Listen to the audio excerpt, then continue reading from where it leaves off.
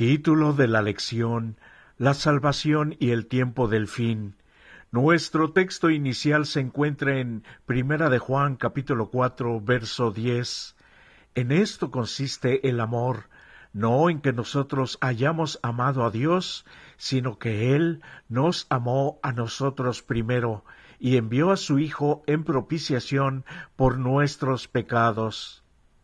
Solo hay una diferencia, pero es la más importante entre el cristianismo y las religiones no cristianas, y es que si bien éstas llaman la atención a lo que sus fundadores les han enseñado, no enfatizan lo que sus fundadores han hecho por ellos, y eso es porque, más allá de lo que sus fundadores pudieron haber hecho, no podrían salvarlos.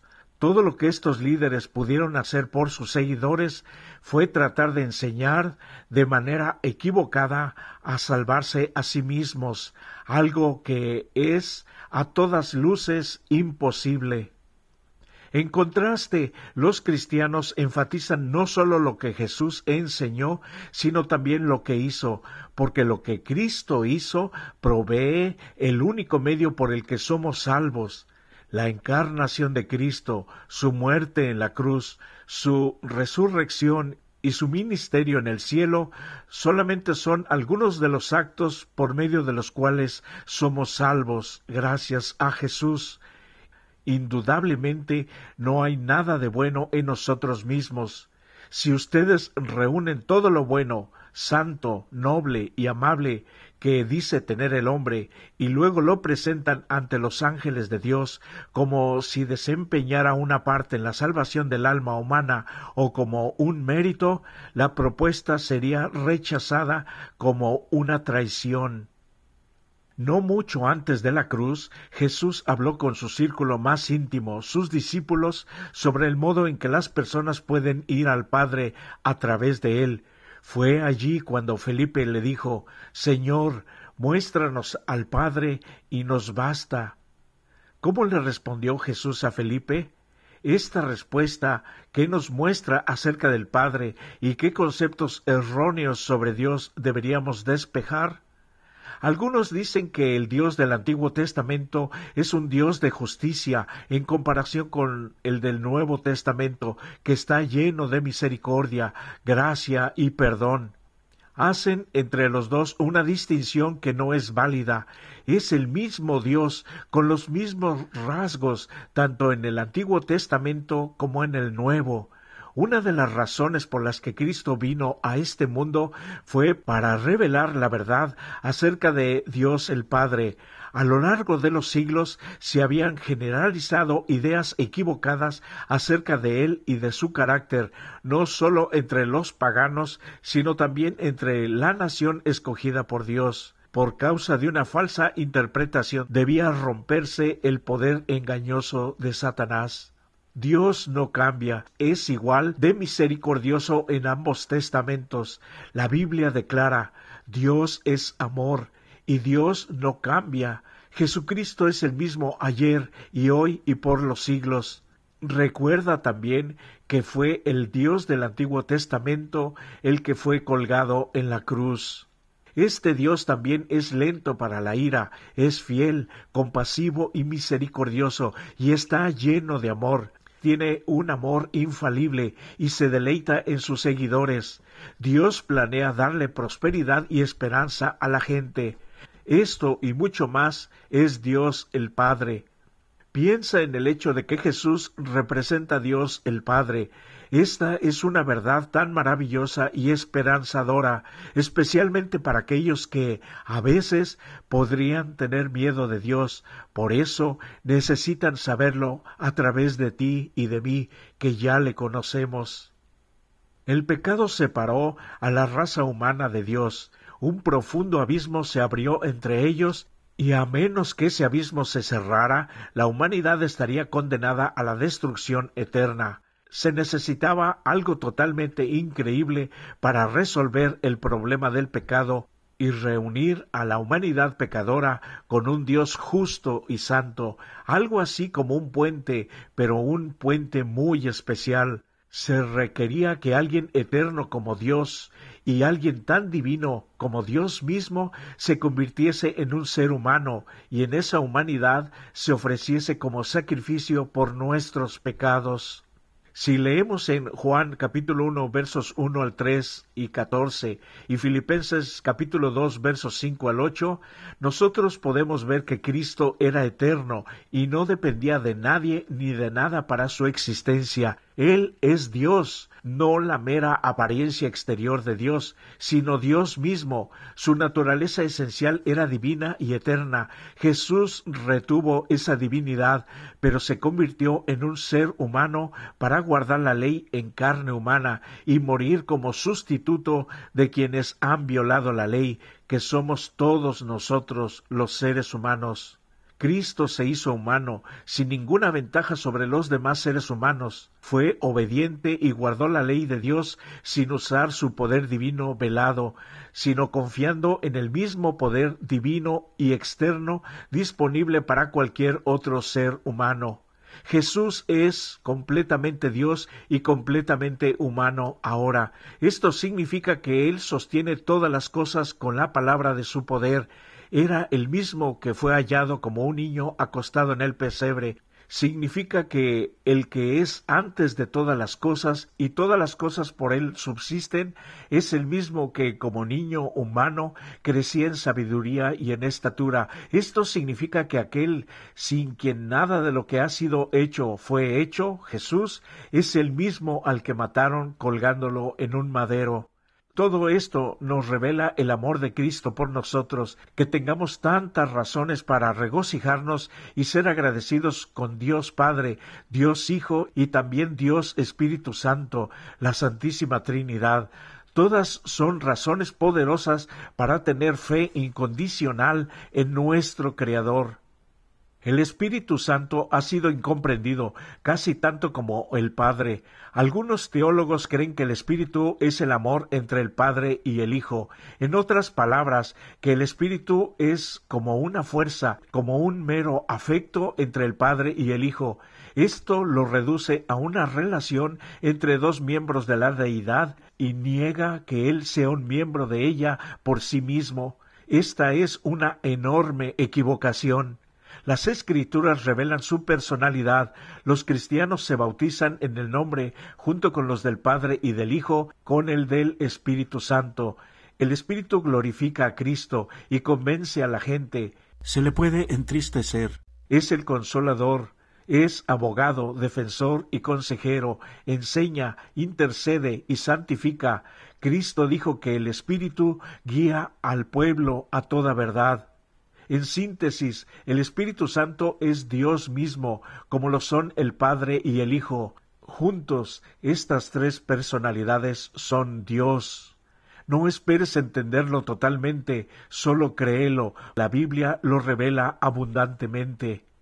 Todo lo que el Espíritu hace revela el amor divino. La mayor evidencia de que el Espíritu Santo es Dios es la encarnación de Cristo. Jesús nació del Espíritu Santo. Solo Dios podía crear de ese modo.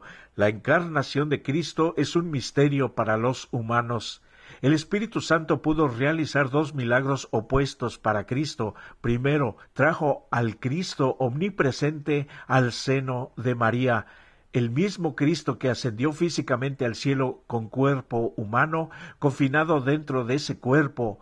En segundo lugar, el Espíritu vuelve a traer al Cristo confinado por su humanidad y en otro milagro inexplicable hace que esté presente para los cristianos de todo el mundo. Otro misterio para el que no quiere creer lo que claramente dice su santa palabra.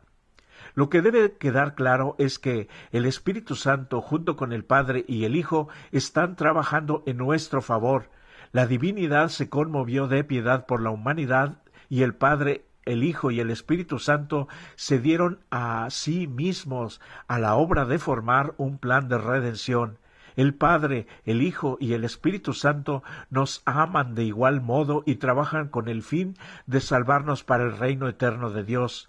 El incrédulo está descuidando y negándose una salvación tan grande. Pareciera tan increíble que el Padre, el Hijo y el Espíritu Santo trabajan juntos por nuestro bienestar eterno. Ahora ya lo sabes. Muchos cristianos hoy, en este día, no están seguros de que serán salvos. Les falta seguridad y anhelan conocer su futuro en términos de vida eterna. Se esfuerzan por ser buenos y sin embargo se quedan cortos ellos mismos. Ven su vida interior y es poco lo que encuentran que los anime a su experiencia de vida. Cuando vemos la inmensa brecha entre el carácter de Jesús y el nuestro, o cuando leemos un versículo como «Estrecha es la puerta y angosto el camino que lleva a la vida, y pocos son los que la hallan», ¿quién no tiene momentos en los que se preguntan si finalmente lo logrará? A fin de estar preparados para el tiempo del fin, debemos contar con la seguridad de la salvación en el presente. Debemos deleitarnos de la realidad de la salvación ahora mismo para enfrentar el futuro sin temor. Como hemos visto anteriormente, toda la divinidad, Dios, trabaja para salvarnos y por lo tanto podemos y debemos vivir con la seguridad de nuestra salvación. En los siguientes versículos hallamos esperanza y garantías para nuestra salvación personal.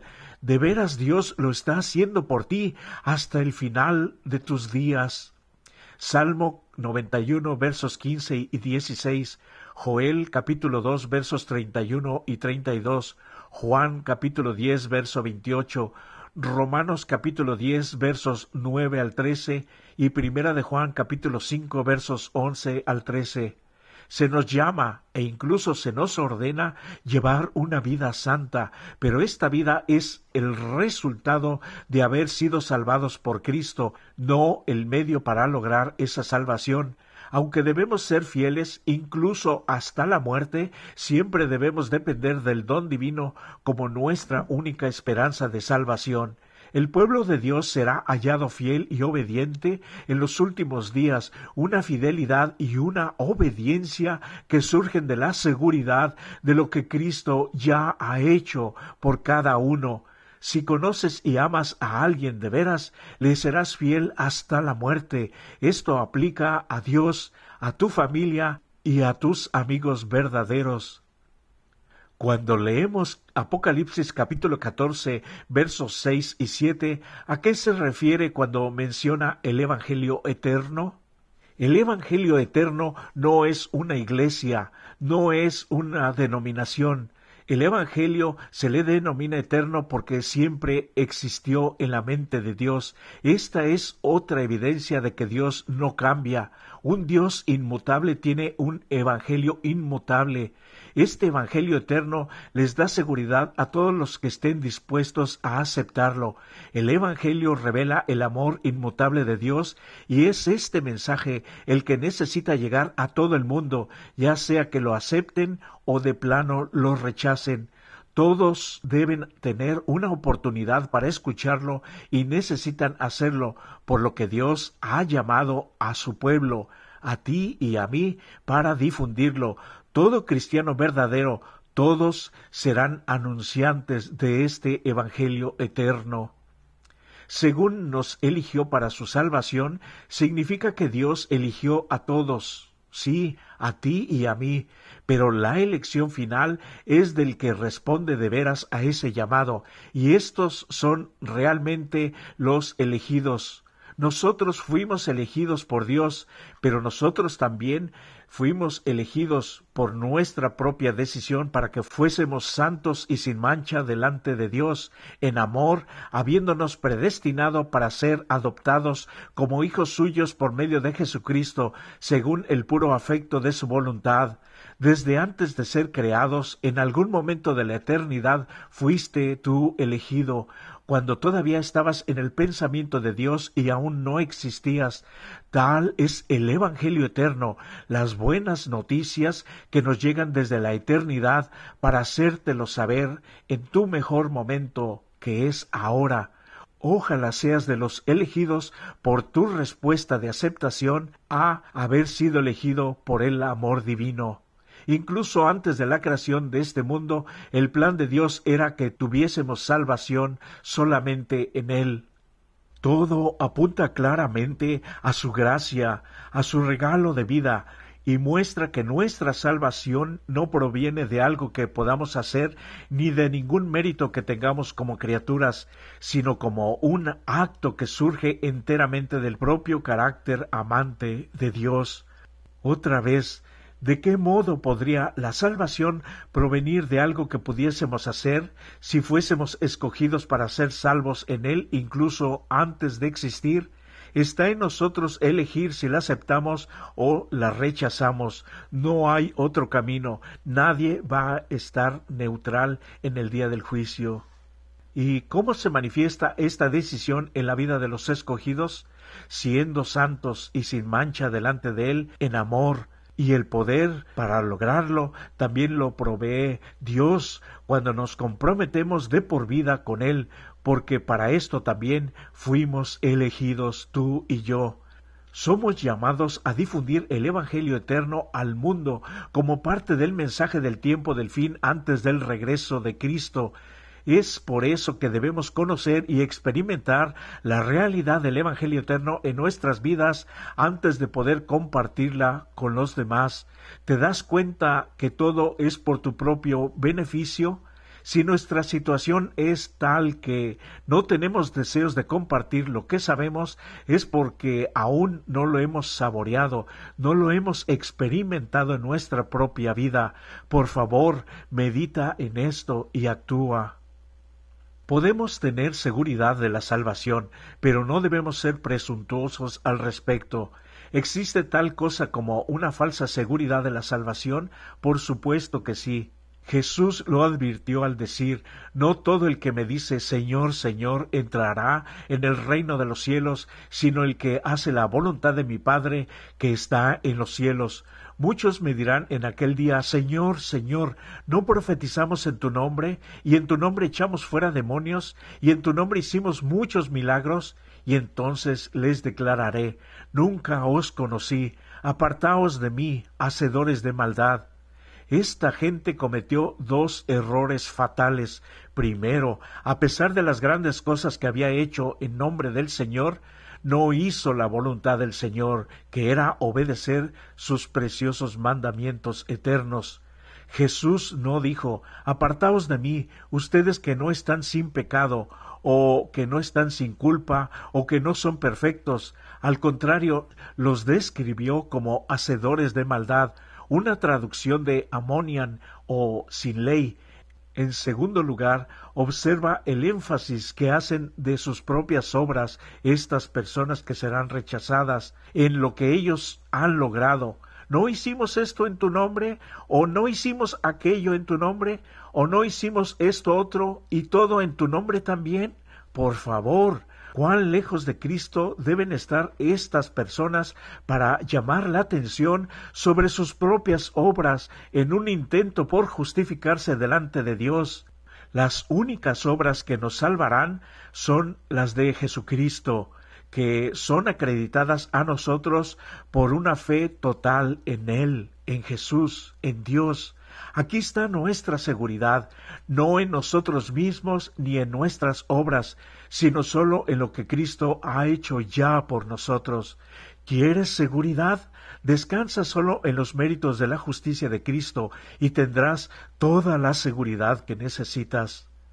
Al parecer, Martín Lutero dijo, «Cuando me fijo en mí, no sé cómo puedo ser salvo, pero cuando miro a Jesús, no sé cómo puedo perderme». Y tenía razón. Hemos sido escogidos para la salvación incluso antes de la fundación del mundo, pero esto no significa que todos serán salvos. Si la gente no se salva, no será porque Dios no la escogió, sino porque las decisiones que la persona tomó fueron las equivocadas y no dejó que Dios lo llamara elegido, ni él mismo tomó su decisión para ser el elegido. La realidad del panorama del gran conflicto, tal como lo vimos, debe ayudarnos a afrontar la realidad del mal, porque incluso en este mundo el Padre, el Hijo y el Espíritu Santo aman a todo ser humano, trabajan a favor de todo pecador y esperan que acepten su salvación ofrecida como un gran regalo. Esta es su gracia, y que le sigan, que sean sus seguidores y que sean obedientes hasta el final de sus días por su propio beneficio.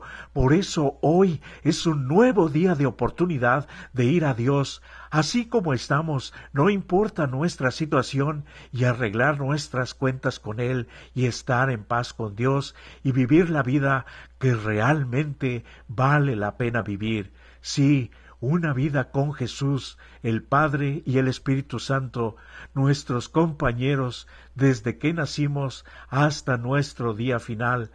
Que este Dios triuno sea quien te bendiga. Es mi mejor deseo para ti. Amén.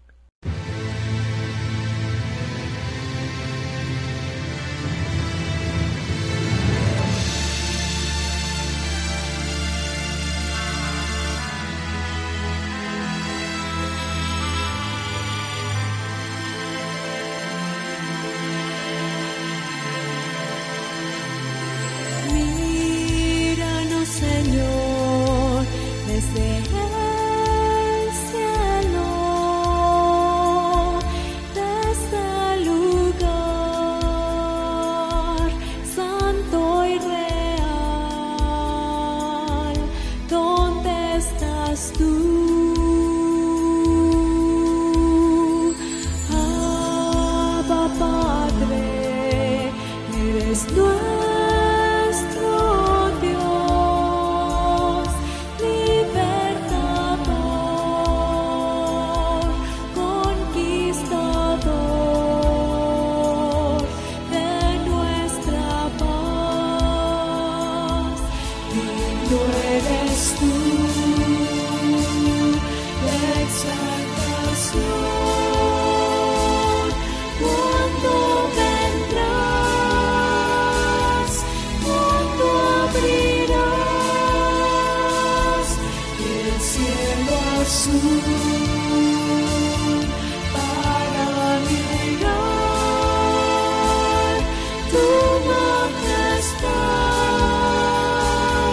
viniendo ya.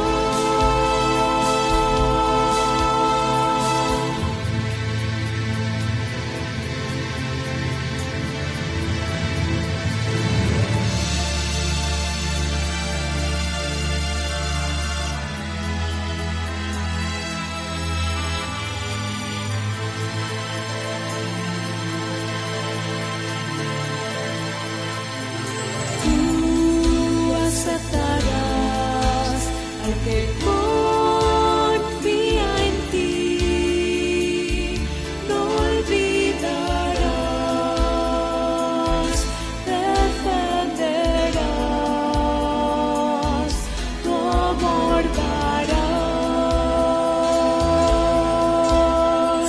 y al fin caerán postrados a tus pies toda creación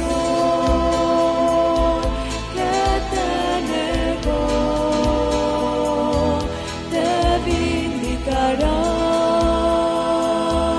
Digno eres tú de exaltación.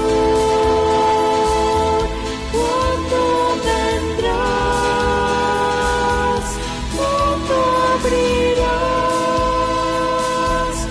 el cielo azul para mirar tu majestad, viniendo ya.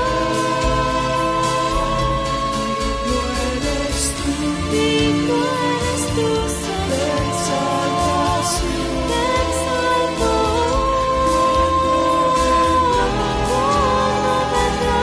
cuando abrirás el cielo azul.